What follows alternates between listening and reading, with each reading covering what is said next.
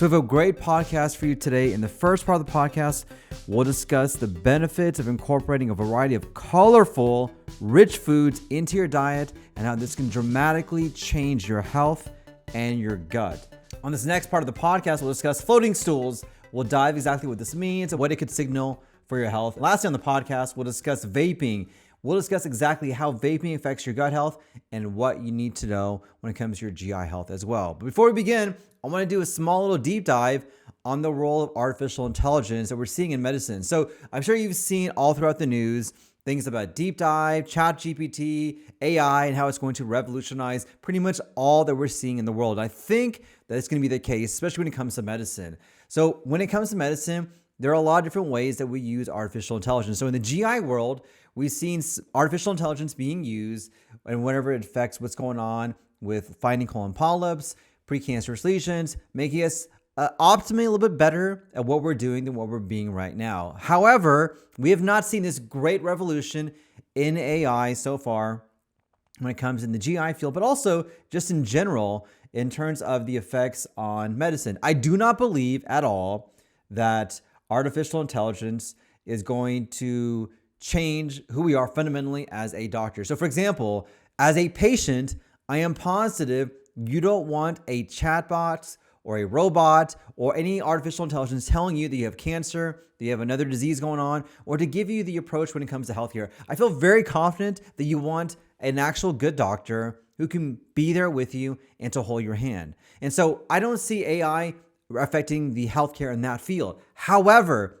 I do feel like AI has not been as utilized in some of the inefficiencies in healthcare. And this is where I see the trend in artificial intelligence happening. So for example, we have a lot of patients who have questions about everything going on in terms of the clinical visit. So if you're like me and you see a doctor, you're like nervous. Even me being in the medical field, I'm nervous all the time when I go see a doctor. I want to make sure I get my whole story out. I want to make sure that they understand what's going on. I want to make sure that I can get everything out. And, as a patient and a doctor speaks to me, sometimes I have other things in my head. Things are, going across me. I don't understand certain terms. And so when I leave that office, I may have more questions than what I realize. And we can stratify and use artificial intelligence for us to maybe hone in on some of those questions and to have better communications with our healthcare system and with our doctors. I've certainly called doctors' offices. I've asked to speak to somebody, and sometimes I don't get an answer for a long time, or they don't get the response, or it's not the response that I'm actually asking for. It ends up being this back and forth. And so there are a lot of inefficiencies like that in healthcare. And I think having artificial intelligence can help out with that.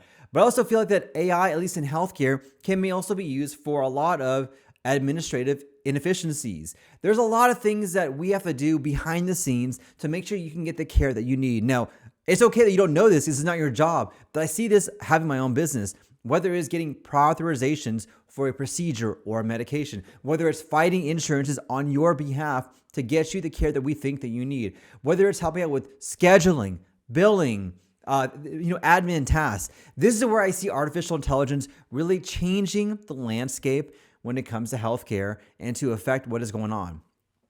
I also see artificial intelligence in the realm of personalized medicine. So what this is that this is a very personalized approach when it comes to your health. One of the frustrations that I have, which a lot of doctors have as well, is that a lot of our studies and a lot of our recommendations are for general populations, but it may not be for you in particular. So I'll give you a prime example. When it comes to dietary options for IBS, we typically recommend the low FODMAP diet. It's universally accepted and it's universally the standard treatment when it comes to dietary options for IBS. However, not every single patient is going to benefit from a low FODMAP diet. It may not be you, maybe your friend who has the same issues. And by using artificial intelligence, we can personalize medicine. So for example, maybe you come to see me, I see your symptoms, I find out what's going on, we do objective testing, we can use personalized medicine approach to maybe look at your gut microbiome, look at your diet, look at your sleep pattern, get all this information and use AI to allow us to give you a personalized approach to get your healthcare better for you individually for your needs, where you're at, your age, your sex. I think this is where we're going to see a transformation in medical care with giving you tailored treatment to get you feeling better and to reduce some of these experimentation that we do use sometimes when it comes to trying this medication, see if it helps out and see if you can work out as well. Now, we're a long way from this, but I do see the path of AI in this route. I don't really see AI in terms of making us that much better than what we are right now. I don't really see that because we do this training, and I tell you, the vast majority of doctors are pretty good or very good at what they do. So I don't see a big delta or a big shift in terms of AI making us so much better. But I do see a dramatic shift in some of the inefficiencies of healthcare, and I'm excited to implement these inefficiencies in AI in my practice to see where things go, to make adjustments, and to hopefully ride that wave of how artificial intelligence may make us a better healthcare system as opposed to using AI to make us a better doctor. I'm a big supporter of incorporating as much variety into your diet and as much color as you can. This is literally the key for your gut health. We'll discuss exactly which foods I recommend and how it can support your overall health.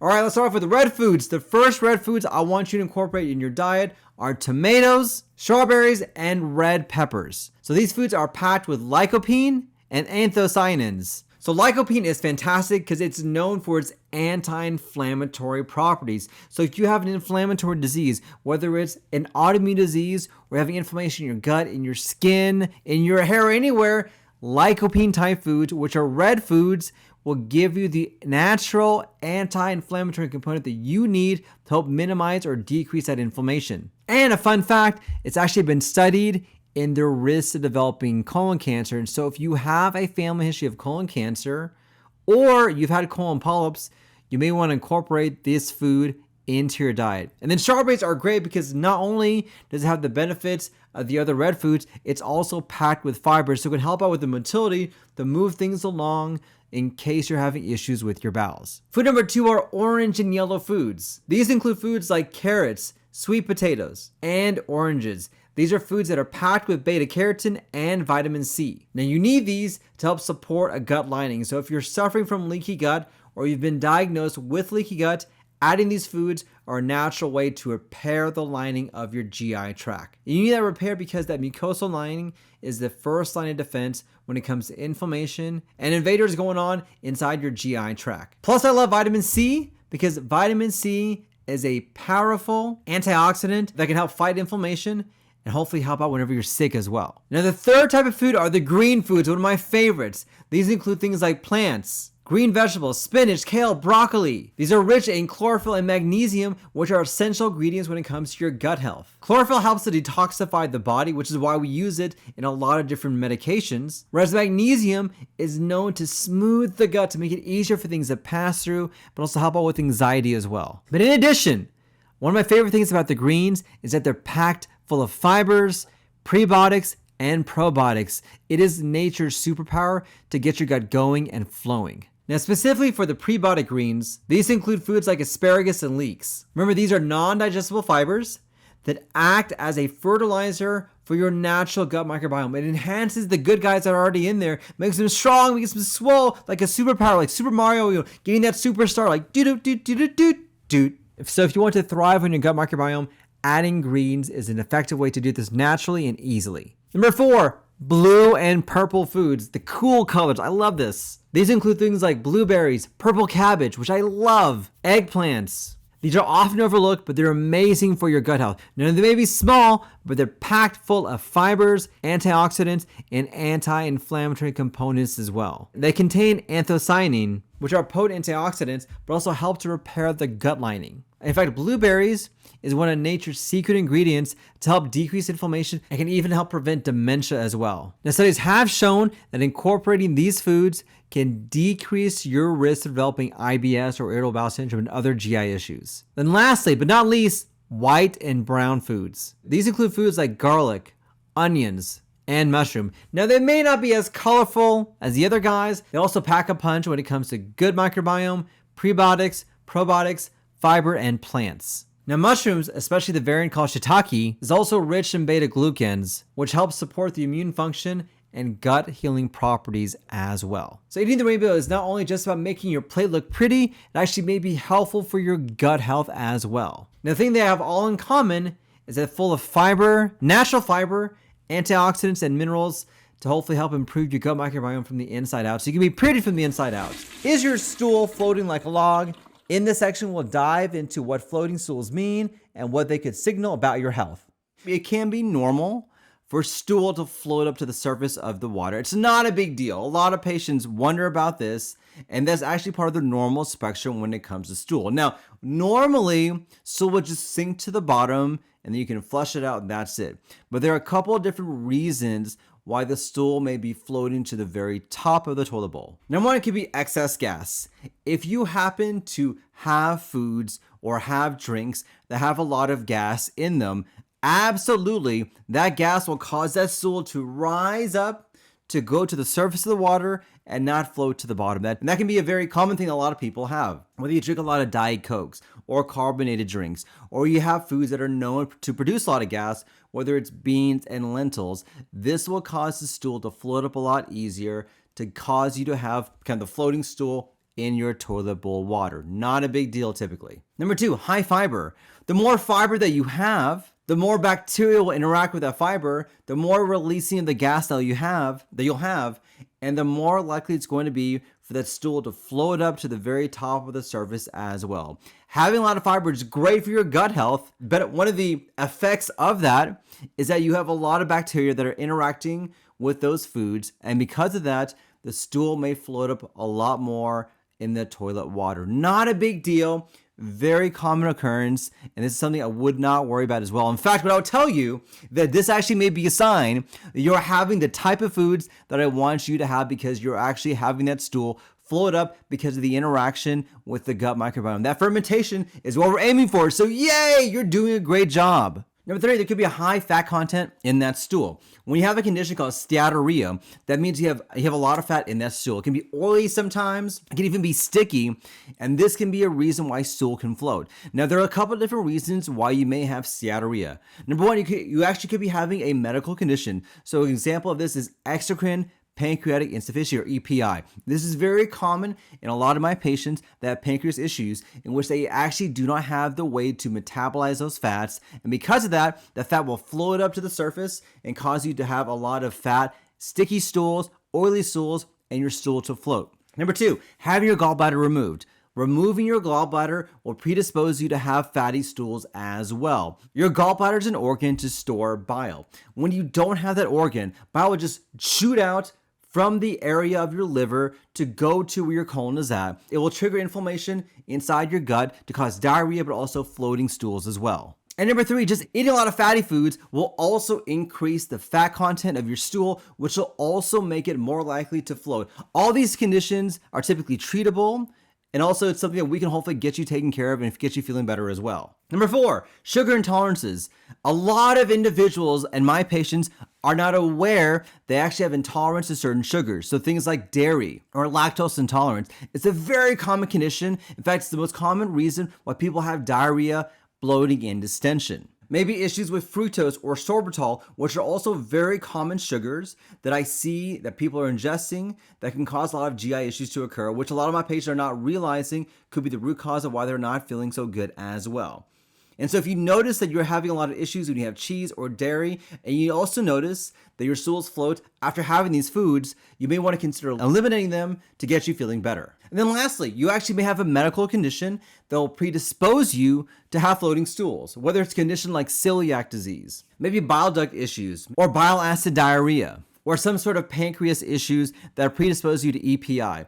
These are conditions which we can look for and test for to see exactly if that may be the cause of what's going on. Now, overall, floating stools is not a big deal for me. I don't really worry about that, but there are some warning signs that I want to look out for in case there's something else going on besides just benign or normal conditions.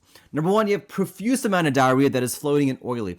If you have a lot of diarrhea, especially to the point where you're losing weight, it wakes you up in the middle of the night, you just don't feel good, this is something that may be something else going on, which we can get down to the root cause to get you feeling better. Number two, you have a lot of blood on top of the floating stools. Blood is never normal. I have to stress this. Blood is never normal. I never want you to have blood in your bowel habits. And if you do, this is something that absolutely, positively, without a doubt, needs to be addressed ASAP. Number 3, you have a lot of abdominal pain with that. You should not be having a lot of abdominal pain with floating stools. If it hurts when you use the restroom, you don't feel good, you just, oh my gosh, what is going on? That is not normal. That needs to be addressed. Number 4, the floating stools actually wakes you up in the middle of the night. No matter how bad your diarrhea is, no matter how bad your bowel movements are, it should never, ever, ever wake you up in the middle of the night. This is what I consider a warning sign, meaning something else is going on inside that gut that we need to investigate and get taken care of. And then number 5, weight loss. You should not be losing weight by having oily stools. This is not the, now I know we're all trying to lose weight and there are a lot of ways to do this. This is not the way I want you to lose weight. So if you're doing that and you're having that, this is something I want to make sure that you can get taken care of so you're not feeling bad as well. But in most cases, having oily stools is not a big deal. But if you have these other conditions, make sure you see someone like me so we can find out what's going on to get you feeling better. Vaping, I've seen so many young kids vaping recently, and so in this video we'll explore how vaping affects your gut and what you need to know to make sure it's not affecting your health and your GI tract. So here are the 5 ways that vaping can affect your gut. Number 1, it can actually change what's going on in your gut microbiome. Your gut microbiome is literally the root cause of why individuals have so many GI issues and why you see the prevalence of GI problems all throughout the world. And you see it all over social media as well. Your gut microbiome is made up of trillions of bacteria, fungi, and viruses that are constantly interacting with the environment. But it also interacts with the foods that you eat, the stress that you have, your sleeping pattern, but also what you inhale as well. And we're seeing more and more evidence of how vaping can alter your gut microbiome. It actually increases the number of bad bacteria and suppresses the good guys that are going on. So what's the big deal? Who cares about this? But we're seeing more and more evidence that individuals who have an altered gut microbiome are more predisposed to have issues like bloating, diarrhea, constipation, reflux, IBS, Crohn's, ulcerative colitis, but also conditions outside the GI tract as well, including things like depression, anxiety, skin issues, which we're finding the root cause actually may be related to what's going on inside your gut microbiome. So a lot of patients always ask me, hey, Dr. Islam, why do I have these issues? It is my true belief based on 10 years of doing this that your gut microbiome is the root cause of why you're having the issue. This is why a lot of our treatments are now being tailored to alter that gut microbiome, where we can give you different dietary options, give you different supplements, and change your lifestyle. If you're constantly insulting that change inside your gut, if you're constantly giving it something that is not good for it and altering it and making your gut microbiome worse, it is hard for me as a GI doctor to fix that. And we're seeing more and more evidence that vaping actually will destroy what's going on inside your gut bacteria, your gut viruses, and your gut fungi, which in turn will make it harder for me to fix what's going on inside your GI tract. And all this leads to dysbiosis or leaky gut. So if you've heard about leaky gut, you're wondering if you have it. If you vape, I can almost guarantee that you are leading yourself to have dysbiosis, leaky gut, and all the complications that can occur from that. Number 2 is that vaping can also increase gut inflammation. We're seeing inflammation as also a cause for a lot of GI issues. Do you have Crohn's disease? The reason may be the inflammation going on inside your gut. Do you have ulcerative colitis? Well, the reason also may be the inflammation going on inside your GI tract. The chemicals in e-cigarettes don't just affect your lungs, they actually cause damage and inflammation in your GI tract as well, whether you inhale that smoke or even if you don't, that inflammation can alter what's going on and change the cells inside your mouth, inside your esophagus, inside your stomach, but also inside the rest of your gut as well. The absorption from that can predispose you to have worsening gut issues, but also have an increased risk of developing inflammation, which in turn can lead to cancers inside the esophagus, mouth, and in the stomach as well. And this, in fact, I think this is one of the reasons why we're seeing a prevalence of colon cancer in younger individuals. 10 years ago, it was virtually unheard of to have somebody who has colon cancer less than the age of 50 years old. But I see this almost once every 2 weeks where I'm seeing young kids coming in who are having all sorts of GI issues. We end up doing procedures, we end up finding colon cancer in them. I think one of the more underrated cause is the increased rise of vaping because of this. Now, I don't have any evidence for this, but anecdotally, with my experience, I've seen people vaping more, and with that, I've also seen the rise of cancers in younger individuals. Number 3, vaping also weakens the gut barrier. So you may have heard about this when you've seen videos on leaky gut or gut dysbiosis. So we have this barrier inside our GI tract that have what are called tight junctions. And these tight junctions help prevent inflammation and bacteria and endotoxins from leaking out into the bloodstream to cause all sorts of havoc inside our body and inside our GI tract. We're seeing that if you alter the gut membrane, this will predispose you to develop leaky gut and gut dysbiosis as well. And we're also seeing that vaping can be a cause of the disruption of that gut membrane. What vaping can do is that it'll make that membrane, that barrier, more permeable to allow leakage of endotoxins, bacteria, inflammation into the bloodstream, which will also predispose to developing GI issues as well. So not only does vaping destroy your gut microbiome, it also destroys the defenses that your body is trying to do to prevent inflammation from occurring. And so you're giving yourself almost a double whammy inside your gut to make things worse for your GI tract. Number 4, vaping will actually slow down your digestion. Have you noticed that you start having more nausea, more vomiting, more constipation, more reflux symptoms whenever you vape? Well, the reason is because it actually slows things down. As you slow down the contraction of your GI tract, things will just stay in your stomach longer and more often. And as it does that, you'll have worsening acid reflux. Just imagine you have all that food and all that water and maybe all those drinks just sitting in your stomach, constantly just being there and not moving. That fermentation over time will cause worsening bloating, distension, and worsening acid reflux to all the gas that's being produced. And as you're moving all that sluggish food down the GI tract into the small intestine and to the colon, things will continue to slow down more and more and more, which will also predispose you to develop constipation, abdominal pain, and sometimes even issues down below like hemorrhoids, rectal bleeding, and just feeling bad all over. And this may be the root cause of why you're having so many GI issues. And then over time, this becomes the new normal for you. Your body gets used to things just being slowed down and not wanting to move. And as it slows down, it becomes harder for us as a GI doctor to get you back to what you thought was normal, what normal was for you. We have to kind of move everything through. It takes a lot more effort to move things through because this becomes your new normal, which is obviously not a normal that I want you or me to have. Then lastly, now vaping also increases your risk to develop significant GI issues down the road. Now this is not just the symptoms you may be developing from constipation, bloating, reflux, but there's evidence that vaping can increase your risk of developing ulcers inside your stomach. I've diagnosed a number of patients who had significant ulcers and the only risk factor was vaping. Those toxic chemicals are not just limited to developing ulcers inside your gut. There's also evidence that those chemicals can also increase your risk of developing Crohn's disease, ulcerative colitis, like I mentioned before, also colon cancer as well. And this is why it almost gives you a perfect storm of all the badness you don't want to have. The chemicals that are there, the slowing down of your gut, the increased inflammation, the increased permeability, all that cesspool of what's going on inside your body, inside your gut, will substantially increase your risk of developing long-term complications, which you may not see now, but down the road will lead to serious health consequences and can even lead you to die. And these are conditions that are very hard for us to treat because once you've crossed that bridge, it is hard to go back. And so once you've already started the mutation process of causing things to lead down to a path to cancer, Crohn's, or ulcerative colitis, it is hard to bring that back to what it was before. And so our job is to see if we can hopefully prevent that transformation from occurring, also prevent the complications that can occur when it comes to having these issues.